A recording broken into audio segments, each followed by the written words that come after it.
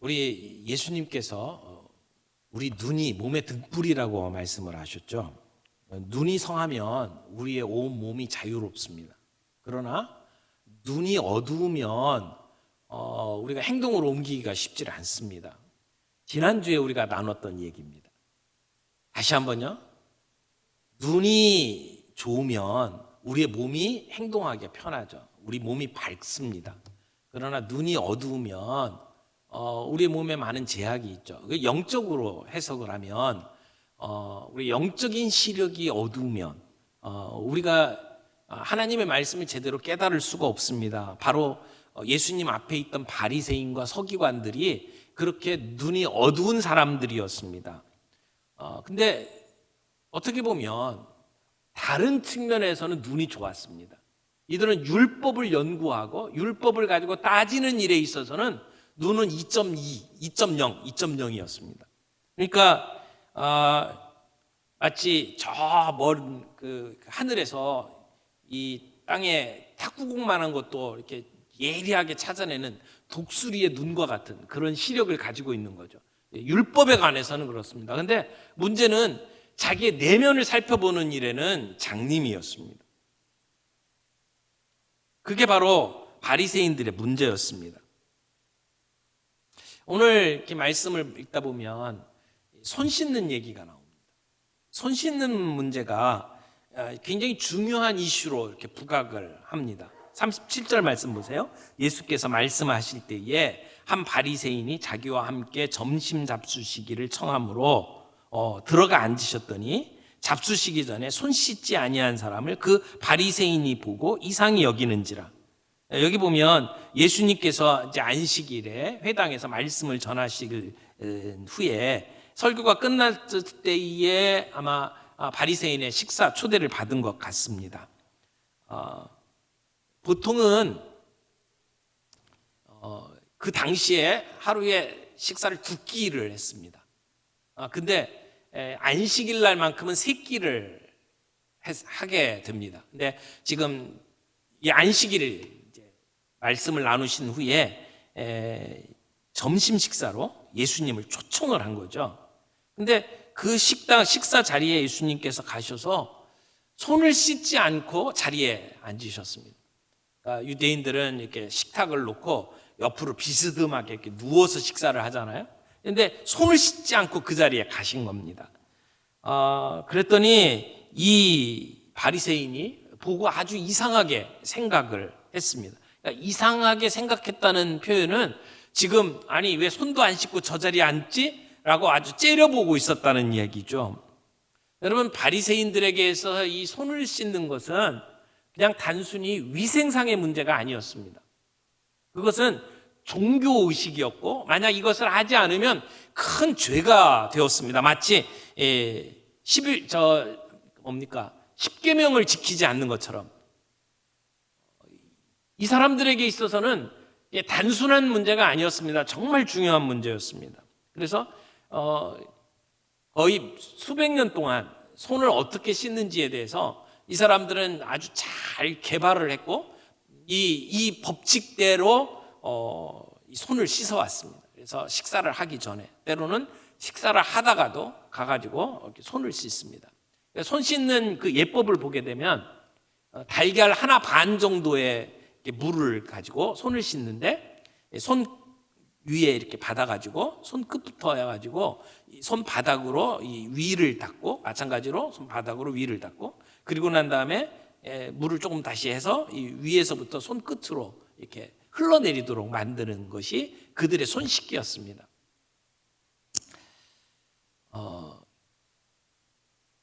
바벨론의 포로로 끌려간 뒤에 사람들이 정신이 번쩍 들었죠. 왜 우리가 믿지도 아니하는 이방인들에게 포로로 끌려왔을까? 우리나라는 왜 망했을까? 그래서 깨달은 것이 우리가 하나님이 주신 말씀대로 살지 않았기 때문이다. 율법을 지켜야겠다. 이런 생각을 했어요. 율법을 어떻게 지킬까? 지금은 이미 포로로 끌려왔어요. 예배를 제대로 드릴 수도 없어요. 이제 그런 가운데에서 율법을 지키기 위해서 율법을 이렇게 정성껏 이렇게 적는 필사하는 사람들이 있었어요. 서기관이라고 그러죠. 그래서 그분들이 성경을 베껴 쓰고 그걸 가르쳤습니다. 사람들이 그들에게 와서 요청을 했습니다. 이 말씀대로 살려면 어떻게 해야 되는지, 이게 무슨 의미인지 우리에게 가르쳐 주십시오. 안식일을 거룩하게 지켜라. 그런데 안식일에 일 안 하는 것은 어느 수준까지입니까? 어디까지 가면 일이고 어디까지 가면 어디까지만 일이 아닙니까? 실제로 지금도 안식일을 지킨다는 사람들 보면 엘리베이터를 타면 그거는 엘리베이터를 통해서 일하는 것이 돼버리고, 그래서 그 안식일에는 엘리베이터를 안 탄 이제 일들이 벌어지죠. 근데 어떤 거 무거운 거를 들면 그건 일이고 어느 정도 가벼운 걸 들으면 일이 아니다. 이걸 세세하게 사람들이 법으로 알려달라는 겁니다. 그래서 이 사람들이 그 율법의 의미를 자세한 법으로 사람들에게 가르치기 시작을 했어요. 그래서 구전으로 그런 내용들이 쭉 전달이 되어 왔고 사람들은 그대로 지켰어요. 이 바리새인들은 그걸 지키는데 선수입니다.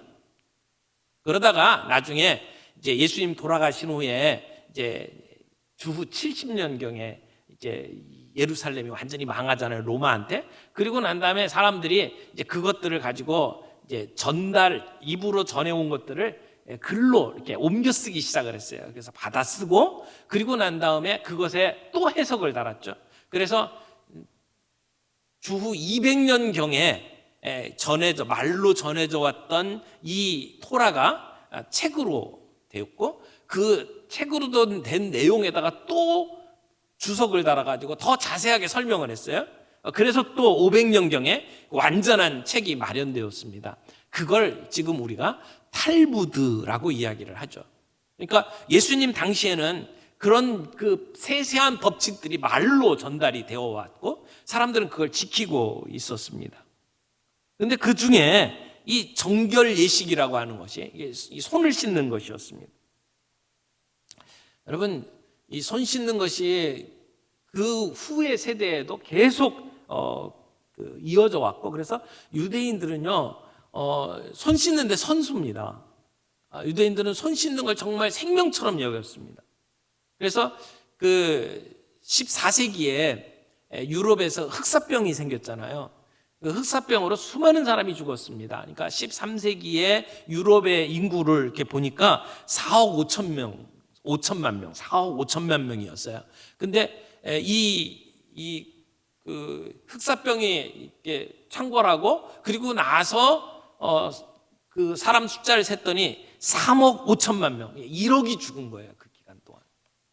그러니까 수많은 사람들이 흑사병으로 죽어갔죠. 근데 그 당시에는 이런 어떤 위생 의식이 없었잖아요. 왜 이런 일들이 생겨나는지를 몰랐어요. 그래서 사람들이 냄새 때문에, 공기 때문에 이런 그 전염이 생긴다고 생각을 해가지고 불을 피워놓고 그래갖고 불로 태우면 다 이렇게 깨끗해진다고 생각을 했고, 사람들하고 이렇게 격리시켜야 된다라는 것을 안 다음부터는 이제 환자가 발생하면 사람들을 40일 동안 이렇게 격리시켜서 감금하는 이제 그런 일들을 해서 이렇게 피해 갔죠.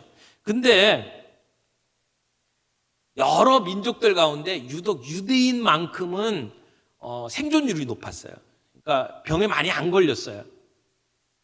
왜냐하면 그들이 늘 이렇게 씻는 버릇이 있었기 때문에. 근데 이게 나중에 문제가 됐죠. 이제 유럽에 있는 나머지 사람들이 다른 민족들은 다 죽는데 유대인만 이게 많이 산단 말이에요. 그래서 어떻게 소문이 번졌냐면 이 흑사병을 유대인들이 퍼치고 있다. 이렇게 돼서 흑사병의 희생양이 되어버리죠.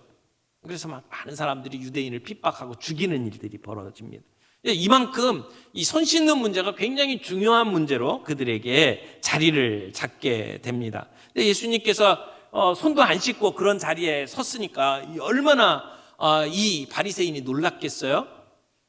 그래서 아주 매서운 눈으로 째려보니까 예수님께서 그의 생각을 아시고 그에게 말씀을 하시는 그러한 장면입니다. 그러면서 예수님은 그에게 잘못된 그 신앙관에 대해서 지적을 하시면서 화 있을진저라고 하는 말을 3번이나 하십니다. 그러니까 화 있을진저라고 선포하실 때는 굉장히 근엄하게 그를 향해서 꾸짖는 거죠. 근데 그런 모습을 지켜봤던 그 옆에 있는 서기관, 율법학자가 예수님께 따졌습니다. 예수님 그렇게 말씀하시면 우리 모두를 다 모독하는 거죠. 그랬더니 예수님이 또 그 율법 학자를 향해서 또 화 있을진저 이러면서 또 얘기를 시작을 하셔요. 그래서 그 율법 교사에게 화 있을진저 3번이나 이야기를 하십니다. 그러면 앞에 바리새인에게 3번, 그 다음에 뒤에 율법 교사에게 3번, 6번이나 화 있을진저라고 말씀을 하시죠. 여러분, 오늘 이 화 있을진저의 이야기를 6가지를 하나하나 살펴보면 시간이 너무 많이 갑니다. 그래서 이 모든 것들을 하나로 묶어가지고 핵심이 뭘까? 3가지로 여러분들과 함께 나누기를 원합니다. 첫 번째는 사소한 것에 집착하지 말라. 본질을 붙잡아라. 예수님이 하시는 말씀은 바로 그런 얘기입니다. 39절 말씀을 좀 읽겠습니다. 주께서 이르시되 너희 바리새인은 지금 잔과 대접의 것은 깨끗이 하나 너희 속에는 탐욕과 악독이 가득하도다. 여기 잔과 대접을 이야기하죠. 이 잔과 대접은 바리새인을 상징하는 말일 겁니다. 바리새인들이 이 잔과 대접의 밖은 깨끗이 닦는데 안에 닦는 것에는 관심이 없다라고 하는 것이죠. 이 사람들이 늘 손을 씻고 정결하게 하는 것들은 바로 이 잔과 대접의 밖을 닦는 것과 같은 모습이라는 거예요. 그러나 정작 중요한 그 안은 닦고 있지 않다라고 예수님이 이야기를 하죠. 이 사람들은 겉으로 드러나는 일들을 깨끗하게 하는 일에는 아주 깐깐하게 그 율법들을 지켜왔습니다. 그리고 그렇게 하면 그들의 내면이 깨끗해질 거라고 생각을 한 거죠. 그러나 우리가 그릇의 밖을 아무리 닦는다고 그 안이 깨끗해지는 건 아니잖아요. 바리새인들은 늘 관심이 그릇의 바깥에 있었습니다. 그러나 예수님은 숨겨진 것, 그 내면의 것, 마음의 깊숙한 곳에 무엇이 있는가를 보신 거죠. 근데 예수님의 눈에 비친 바리새인의 모습은 너무나 추한 것이었습니다. 그들의 마음속에는 온갖 탐욕과 악독이 가득했습니다. 누가복음 16장 14절에 보면 바리새인에 대해서 이렇게 이야기하죠. 바리새인들은 돈을 좋아하는 자라.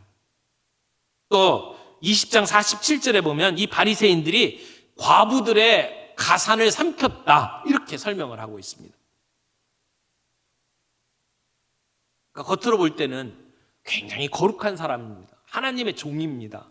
그들은 옷도 깔끔하게 입었고 걸음걸이도 정말 거룩하게 걸었고 웃을 때에도 품위가 있게 웃었습니다. 그런데 그의 마음속에는 뭐가 있었다고요? 돈을 좋아하는 것, 힘들고 어려운 사람 등쳐서 그들의 가산을 뺏는 것, 그러니까 탐욕과 악독이 가득했다라고 이야기를 하는 겁니다. 무엇이 본질입니까? 그릇의 안이 깨끗해야 그 안에 뭔가를 담을 수 있지 않습니까? 근데 겉모양만 깨끗하게 하는 것은 본질이 아니에요. 그건 사소한 문제예요.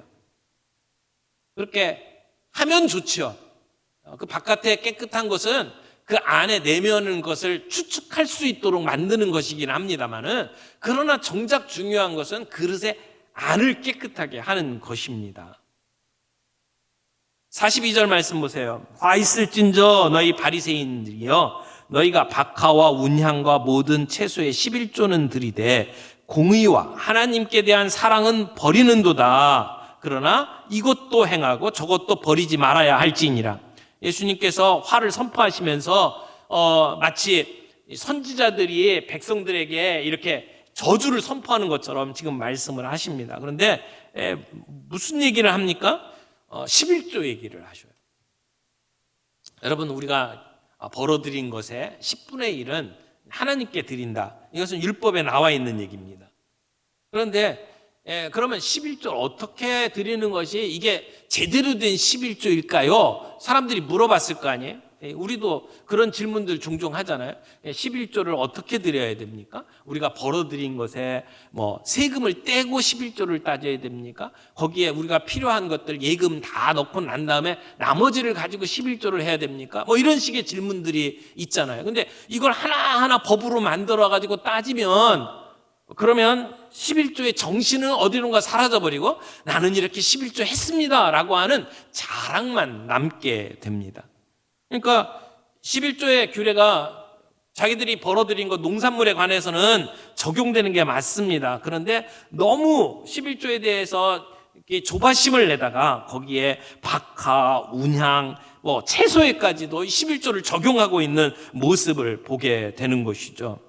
그러니까 사소한 것은 아주 깨알같이 법을 만들고 그것을 지키면서도 사실 정말 중요한 11조의 의미는 사라져버리는 거죠. 하나님을 사랑하고 공의를 행하는 건 없어져 버리는 거죠. 여러분, 성경에 하나님을 사랑하는데 어떻게 사랑을 했어요? 우리의 마음을 다해, 우리의 정성을 다해, 우리의 온 몸을 다해. 그 얘기는 뭡니까? 하나님 사랑하는 건 100%예요. 10분의 1이 아니에요. 우리의 전 존재를 가지고 하나님을 사랑하라고 했거든요. 근데 우리가 갖고 있는 것이 10분의 1을 드림으로 나는 100% 하나님을 사랑한 것처럼 이들은 오해했다는 거예요. 그래서 하나님을 사랑하는 거 제껴놓고 10분의 1을 드림으로 나는 신앙생활 잘하고 있다고 그렇게 강조를 했다는 것이죠. 예수님께서 11조를 묵살하는 게 아니에요. 여기서 이렇게 얘기하잖아요. 이것도 행하고 저것도 버리지 말아야 한다. 그러니까 11조도 하고 하나님의 사랑, 하나님을 향한 사랑, 공의도 행해야 된다라고 이야기를 하고 있는 거죠. 정말 하나님을 사랑한다면 우리는 이웃을 사랑하게 되어 있습니다. 정말 하나님을 사랑한다면 우리의 물질 가운데 소중한 것 떼어서 하나님의 나라를 위해서 드릴 수 있습니다. 근데 11조는 드리면서도 공의와 사랑은 버리는 것, 이것은 잘못됐다라고 하는 것이죠. 그리고 우리가 본질을 붙잡아야 돼요. 신앙생활의 본질이 뭡니까? 우리의 십자가, 예수 그리스도의 사랑.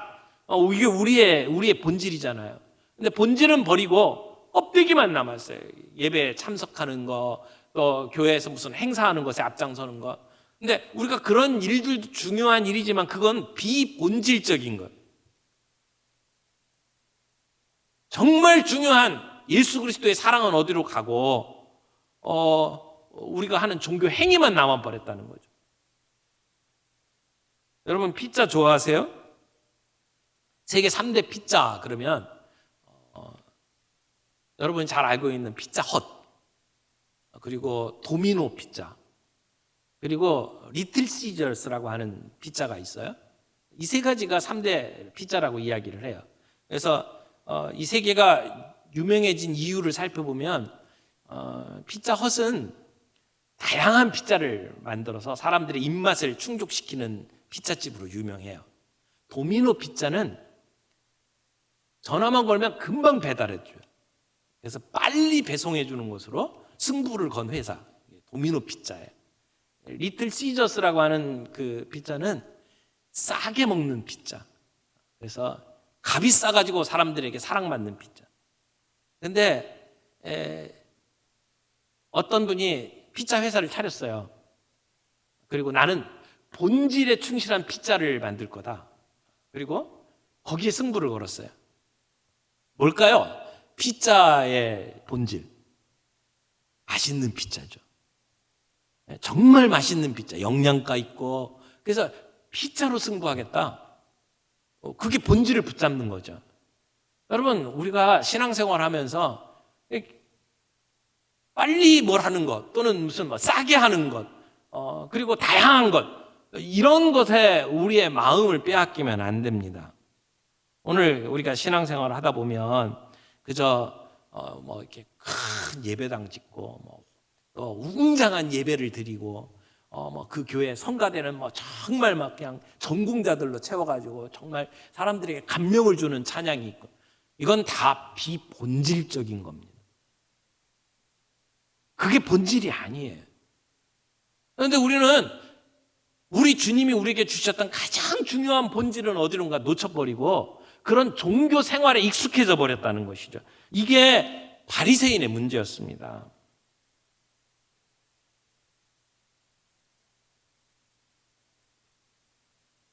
본질을 붙잡는 게 중요합니다. 두 번째, 외적인 치장으로 내면의 부패를 덮으려 하지 말라라고 하는 말씀입니다.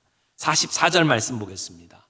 44절 이렇게 돼 있죠. 화 있을진저 너희는 평토장한 무덤 같아서 그 위를 밟는 사람이 알지 못하느니라. 예수님께서 이 바리새인들의 문제를 이렇게 비꼬면서 그들의 정체를 드러냈는데 뭐라고 얘기했냐면 평토장한 무덤 같다 이렇게 말씀을 하셨어요. 여러분 평토장이 뭔지 아세요? 우리나라는 이렇게 무덤을 만들면 어떻게 하죠? 요즘은 많이 달라졌지만 옛날 무덤은 이렇게 산 위에 이렇게 시신을 묻고 그 위에다가 이렇게 봉부를 만들었잖아요. 그래서 이렇게 둥그렇게 이렇게 올라옵니다. 그래서 사람들이 다 보면서 저건 무덤이야 이렇게 다 알 수 있도록 만들었단 말이에요. 근데 그 봉부를 없애고 그냥 이렇게 평평하게 만든 것을 평토장이라고 이야기를 하죠. 근데 여기에 평토장이라고 하는 단어의 원래 뜻은 보이지 않는 무덤 또는 드러나지 않은 무덤이라고 돼 있어요. 근데 이것은 이제 우리 한국말로 번역을 하면서 우리가 쉽게 이해할 수 있도록 평토장이라고 번역을 한 거죠. 근데 바리새인들이 평토장과 같다라고 하는 것은 무슨 얘기일까요? 겉으로 보기에는 아무런 문제가 없는 것 같은데 그 속에 무덤이라는 거죠. 왜 이런 얘기를 하냐면 이제 이 유대인들은 시체를 만지는 일을 굉장히 꺼려했습니다. 그래서 시체를 만지거나 무덤을 만지게 되면 7일 동안 부정을 탔다 이렇게 말씀을 하고 있습니다. 부정한 것을 피하기 위해서 그들은 시체를 만지거나 또는 무덤을 만져서는 안 됩니다. 근데 이제 이 이스라엘 기후가 우리하고 좀 다르잖아요. 그쪽에서는 아열대 기후에 여름에는 온도가 40도까지 올라갑니다. 그러니까 사람이 죽으면 시신이 금방 부패해요. 그래서 거기서는 3일장을 안 합니다. 1일장입니다. 그날로 이렇게 장사를 지냅니다. 그만큼 시체 만지는 일을 꺼려했습니다. 그리고 장사를 지낼 때는 이제 무덤을 만드는데 그 이스라엘 쪽의 지형이 이게 석회암입니다. 대부분이 석회암이고 또 아니면 사암이에요. 모래로 되어진 사암입니다. 그러니까 비가 오면 비가 이렇게 땅 밑으로 스며듭니다. 그리고 비가 들어가서 스며들면서 그 안에서 이 석회질을 녹여가면서 동굴이 많이 생겨요. 그래서 그 지역에는 동굴이 참 많습니다. 그래서 그런 동굴들을 무덤으로 사용을 해왔어요. 그리고 돈이 많은 사람들은 그냥 바위를 이렇게 깎아가지고 그 안에 동굴을 만들어서 그것을 무덤으로 썼죠. 그러니까 아리마대 요셉이 예수님을 무덤으로 이렇게 모셨을 때 그 무덤은 인공적으로 깎아 만든 무덤이었습니다. 그래서 돈 많은 사람들은 그런 동굴들을 가지고 무덤을 썼지만 가난한 사람들은 이렇게 평토장을 했습니다. 그럼 평토장을 하면 거기가 무덤인지 아닌지를 모르죠. 그래서 또 다른 성경에 보면 무덤 이야기를 할 때 회칠한 무덤이라고 표현하잖아요. 그러니까 회를 왜 칠하냐면 이게 무덤인지 아닌지를 사람들이 구별할 수 있도록 1년에 한 번씩 정기적으로 회를 칠해요. 그래서 사람들이 저긴 무덤이야 라고 알 수 있도록 만든 거죠. 그래서 사람들이 피해 다니도록 만든 거예요. 부정하지 않도록 하기 위해서. 그래서 종교적인 예법입니다. 근데 평토장을 하게 되면 이게 보이지 아니하면 사람들이 자기의 그 거룩함을 지키기 위해서 그걸 피해 다녀야 되는데 어디가 무덤인지를 모르니까 못 한다는 거죠. 그래서 그냥 자기가 또 모르게 그 위를 지나다니고 그러면서 부정하게 된다라고 생각을 한 것이 유대인의 생각이에요. 예수님께서 바리새인들을 가리켜서 뭐라고 이야기하냐면 너희들이 바로 이렇게 드러나지 않은 무덤과 같다는 것이 겉으로는 거룩한 것처럼 보여요. 겉으로는 율법을 정말 잘 지키는 것 같아요. 목숨을 걸고 하나님을 사랑하는 것처럼 보이지만 그 내면에 보게 되면 그곳에 시체가 있다는 거죠. 그곳에 악독이 가득하고 사람들을 미워하고 그리고 결국 악독하게 사람들을 죽이는 일들을 해왔다는 겁니다. 그러면서 40절 말씀 보세요. 어리석은 자들아 겉을 만드신 이가 속도 만들지 아니하였느냐. 하나님은 겉만 만드신 게 아니고 속도 만드셨다는 거예요. 그리고 하나님은 뭘 더 중요하게 여깁니까? 속을 중요하게 여긴다는 것이죠. 사무엘상 16장 7절에 보면 이렇게 말합니다. 내가 보는 것은 사람과 같지 아니하니 사람은 외모를 보거니와 나 여호와는 중심을 보느니라. 우리 주님은 중심을 보시는 거예요. 우리의 중심을 꿰뚫어 보신다고 이야기를 합니다. 우리가 무슨 생각을 하는지, 우리 안에 하나님을 향한 사랑과 공의가 있는지, 그리고 형제들을 사랑하고 자매들을 사랑하고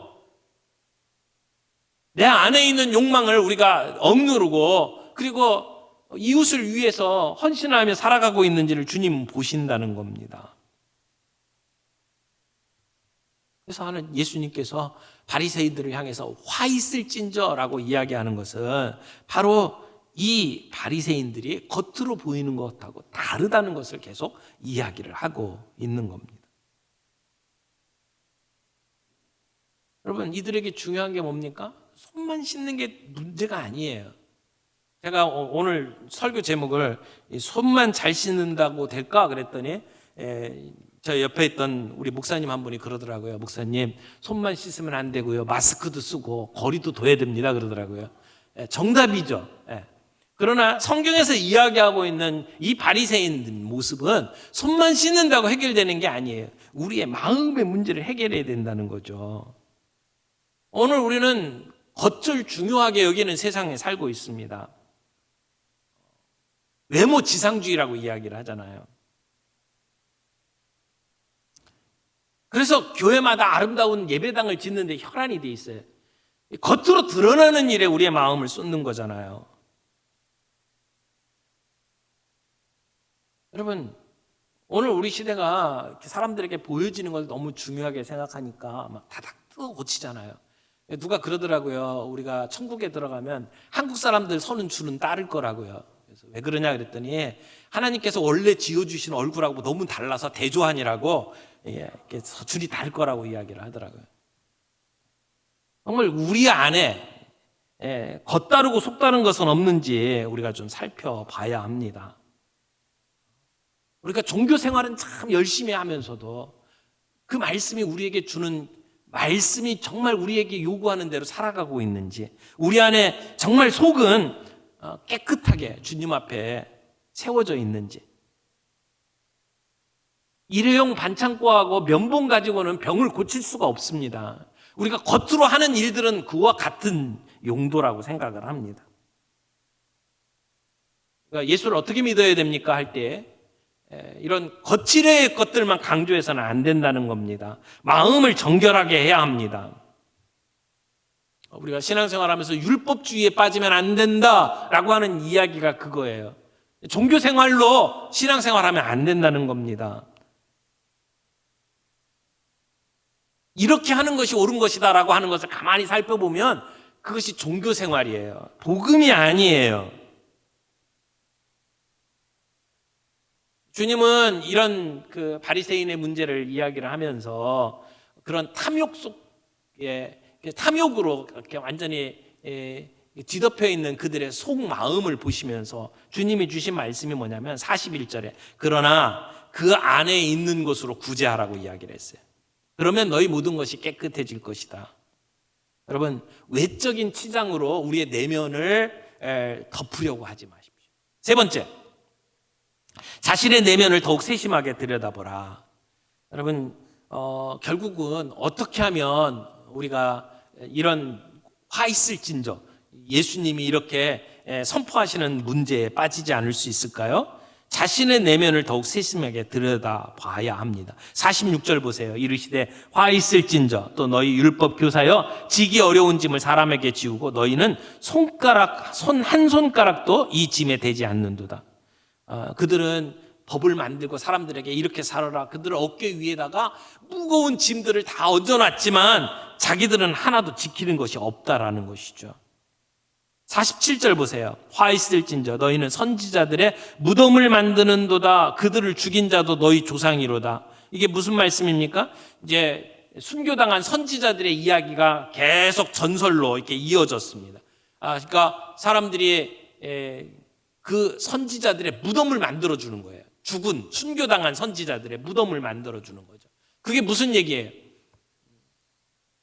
자기의 조상들이 죽였던 그 선지자들의 무덤을 만들면서 내가 만약 그 시대에 살았다면 나는 그러지 않았을 거라는 걸 얘기하는 거죠. 자기의 의로움을 드러내기 위해서 선지자들의 무덤을 만들어줘요. 그러나 무덤을 만드는 게 중요한 게 아니고 그들이 전했던 메시지에 반응하는 게 중요하죠. 그들은 지금 예수님이 살던 시대에 살면서 똑같은 짓을 하고 있어요. 자기들의 인기를 빼앗아가고 그리고 사람들의 관심을 끌고 가는 예수님을 향하여 그들은 미움에 가득 찼고 예수님을 죽이기 위해서 머리를 싸매고 있었습니다. 중요한 것은 우리의 내면을 살펴보는 것입니다. 사랑하는 성도 여러분, 우리가 큐티를 하고 우리가 설교를 듣고 말씀을 대할 때마다 그 말씀을 가지고 나를 들여다보기를 바랍니다. 내 안에 무슨 문제가 있는지를 살펴보기를 바랍니다. 다른 사람을 향해서 이게 문제다 저게 문제다 손가락질을 하기 이전에 우리의 문제를 살펴볼 수 있기를 바랍니다. 내 진실은 무엇입니까? 껍데기만 계속 만지게 되면 언젠가 우리 일산에서도 그 함몰 웅덩이들이 있잖아요. 도로가 갑자기 푹 파여가지고 그리고는 그냥 밑에가 보이지 않을 정도로 들어가 버리죠. 왜 그렇습니까? 속에 어떤 일이 벌어지는지 우리가 모르는 거거든요. 우리가 예수 믿고 살아가는 우리의 내면의 문제를 살펴봐야 합니다. 내면 세계를 가지고 우리의 외면을 다스려야지 우리의 겉모습을 가지고 우리의 내면으로 착각해서는 안 된다는 것입니다. 여러분 큐티를 하는 동안에 설교를 하는 동안에 또는 성경 공부를 하는 동안에 하나님께서 여러분에게 어떤 죄를 지적하시는 것이 있습니까? 내가 지금까지 알지 못했던 나의 위선을 폭로하는 그러한 말씀들이 있습니까? 그러면 여러분은 어떻게 반응하십니까? 그 말씀을 받아들이고 회개하고 그리고 바른 길을 걸어가야죠. 나에게 비난하고 비판한다고 해서 성질을 낼 것이 아닙니다. 감추기에 급급해서는 안 됩니다. 잘못했으면 잘못했다고 하면 되는 거잖아요. 사랑하는 성도 여러분, 우리 교회가 본질을 붙잡는 교회가 되길 바랍니다. 교회는 건물이 아니에요. 교회는 구호단체도 아니에요. 교회는 서로 이렇게 즐거워하는 사교 집단도 아니에요. 교회는 사업체도 아니에요. 돈 버는 것도 아니에요. 교회가 뭐예요? 예수 그리스도를 나의 주님으로 고백하며 거듭난 사람들이 함께 모여 하나님의 나라를 일구어가는 사람들의 모임이에요. 말씀이 선포되면 그 말씀 앞에 항복하고 그 말씀대로 살기로 순종하는 것이 우리 교회 공동체의 핵심이에요. 본질을 붙잡기를 바랍니다. 종교 생활을 하지 말고 복음을 붙잡고 함께 살아갈 수 있는 저와 여러분들이 되기를 바랍니다.